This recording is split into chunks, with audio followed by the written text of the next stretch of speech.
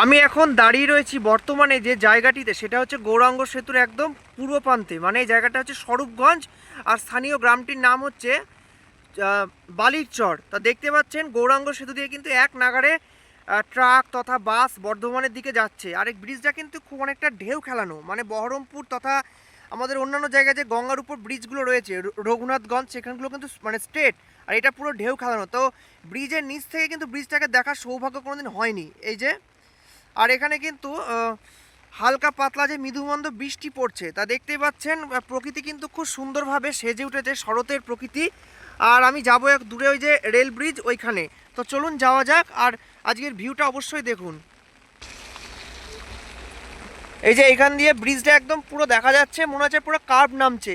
গৌরাঙ্গ সেতু সত্যি কিন্তু ঢেউ খেলানো, আর তলা দিয়ে বয়েছে প্রবাহিনী ও স্রোতস্বিনী গঙ্গা। তো দারুণ লাগছে ভিউটা। আর আমরা সামনে কিন্তু রেল ব্রিজের দিকে যাচ্ছি, আর যেহেতু বৃষ্টি পড়ছে, ওয়েদার কিন্তু সুন্দর, একদম শীতলময় লাগছে। আবার কিন্তু আমাদের বৃষ্টির জলটাও কিন্তু কি বলবো, একটু অসুবিধাও হচ্ছে। আর এই যে গঙ্গার পাড় দিয়ে যে পড়ন্ত বিকেলে হাঁটার মজাই হচ্ছে আনন্দ, মানে আনন্দটাই হচ্ছে আলাদা, একটা অন্যরকম মাত্রা ফেলে। তো আজকে অনেক দিন বাদে আপনাদের জন্য এসছি ভ্লগটা বানাতে। তো দেখুন, আমি চেষ্টা করব পুরো এই এলাকাটা আপনাদের মানে সারাউন্ডিংভাবে কভার করানোর। এই যে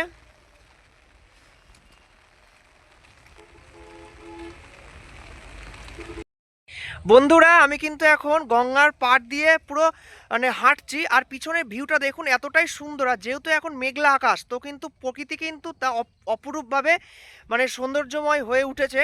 আর দেখতেই পাচ্ছেন গৌরাঙ্গ সেতুর ওখান দিয়ে এক নাগাড়ে গাড়ি যাচ্ছে, গাড়িগুলোকে মনে হচ্ছে ছোট ছোট খেলনা গাড়ি, ঠিক যেরকম পাহাড় থেকে যেরকম লাগে।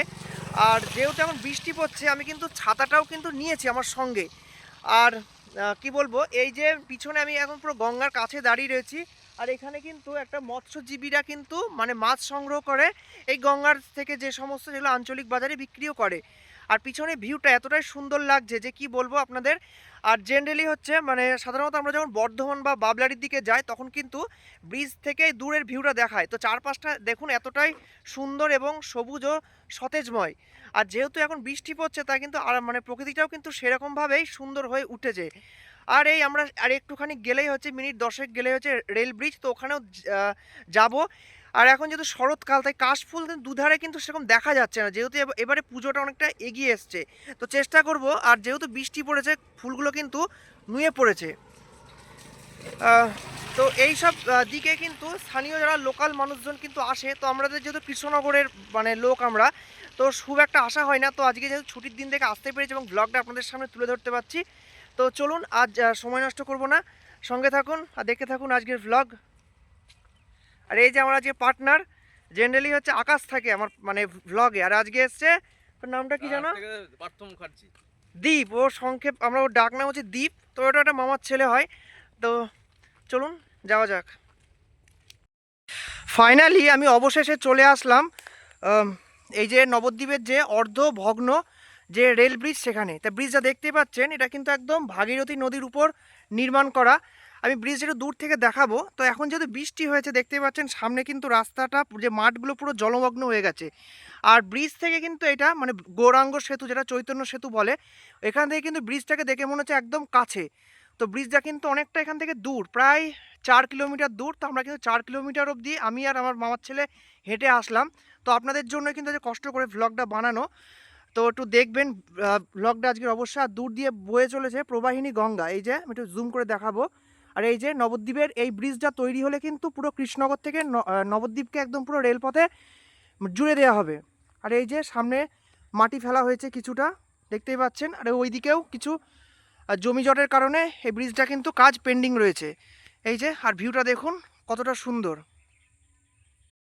এই যে আমি নবদ্বীপের যে রেল ব্রিজ, তার সামনে কিন্তু দাঁড়িয়ে রয়েছি। আর এখান দিয়ে কিন্তু যাওয়াটা, ওই সামনেটা খুব একটু মানে কষ্টসাধ্য, কারণ এখন যেহেতু বৃষ্টি হয়েছে, রাস্তাটা পুরো কাদাময় হয়ে গেছে। আর দেখতেই পাচ্ছেন আমরা কিন্তু অলরেডি মানে গলদঘর্ম হয়ে ঘেমে গেছি, কারণ ব্রিজ থেকে কিন্তু চৈতন্য সেতু থেকে এটা দূরত্ব অনেকটাই। দেখে মনে হচ্ছে না 5 মিনিটের রাস্তা, তো আমাদের আসতেই মিনিমাম 50 মিনিট লাগলো। আর দেখতেই পাচ্ছেন ব্রিজটা। তো অনেকদিন ইচ্ছা ছিল ব্রিজের সামনে এসে ভিডিও বানানো, আপনাদের জন্য আসলাম। তো এই যে এই রাস্তা, ব্রিজটা কিন্তু সম্পূর্ণ হলে কৃষ্ণনগর থেকে নবদ্বীপকে পুরো সংযুক্ত করা হবে। আর চারপাশে ভিউটা একটু দেখাবো আপনাদের।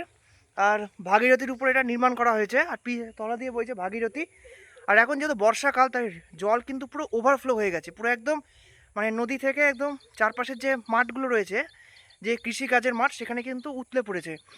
আর এই যে চারপাশের গ্রামের যে গ্রামীণ প্রকৃতিটা কতটা সুন্দর, পিছনে বাঁশবাগান, আর এখানে কিন্তু অনেকগুলো গাছ রয়েছে। তো আমি যেহেতু প্রকৃতিপ্রেমিক মানুষ, তো প্রকৃতির সাথে আমার নিবিড় যোগাযোগ, ভূগোলের ছাত্র, তো প্রকৃতি কিন্তু আমার কাছে একটা অন্যতম মাত্রা ফেলে। আর এখন কিন্তু আমি ধীরে ধীরে কিন্তু সন্ধেও প্রায় হয়ে গেছে, তো এখন আমি আমার বাড়ির উদ্দেশ্যে কিন্তু রওনা দেবো। তো আপনাদের জন্য আজকে ভিডিওটা বানাতে পেরে সত্যি খুব ভালো লাগছে। আর ভিউটা দেখুন, এই যে পিছনে রেল ব্রিজ, গ্রামীণ যে সন্ধ্যা ভূপ্রকৃতি সেইটা।